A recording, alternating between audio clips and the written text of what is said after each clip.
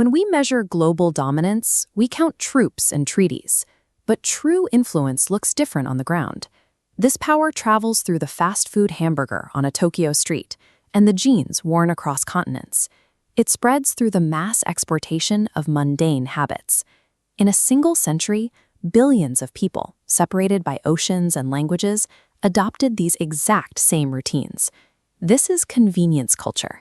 It is a chain reaction of industrial innovations triggered by a specific obsession with saving time.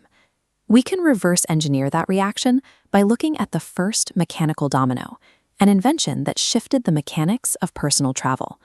Before the early 1900s, an automobile was a custom-built luxury. Henry Ford's assembly line turned the car into a mass-produced necessity. Millions of cars needed a place to drive.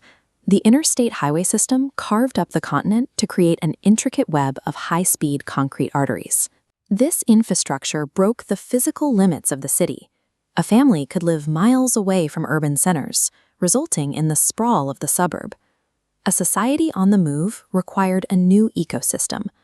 Motels and diners appeared along these routes, designed to serve drivers without them leaving their seats.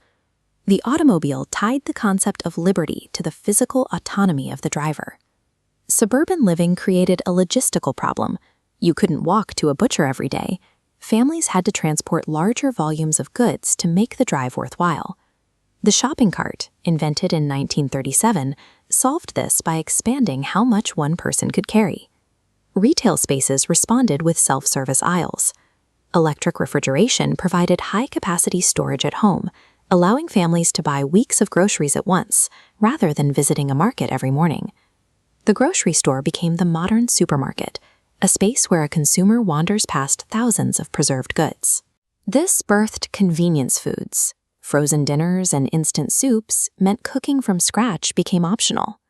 The shopping cart and the refrigerator together turned shopping into an exercise in personal choice. Inside the modern supermarket, logic breaks down. How does a company convince you to pick their specific can of soup out of 50 identical options? They aim for emotion. During World War II, Coca-Cola used this to gain a global foothold. Coke supplied soldiers overseas for a nickel a bottle. For a troop in a foxhole, that bottle was a tangible connection to home and morale. Marketers build this connection into the packaging. The wavelength of the red label stimulates appetite, while the contoured glass implies comfort.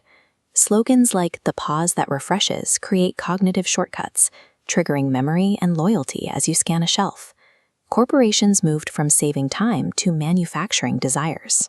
Following World War II, America exported this ecosystem of highways, supermarkets, and branding to the rest of the globe. This democratization of ease came with costs, environmental decay, and the loss of local traditions to a standardized commercial culture. Every time you drive to a store, grab a cart, and reach for a recognizable brand, you participate in this century-long cultural expansion. America's legacy is found in these everyday rituals, the permanent reorganization of the way the world lives.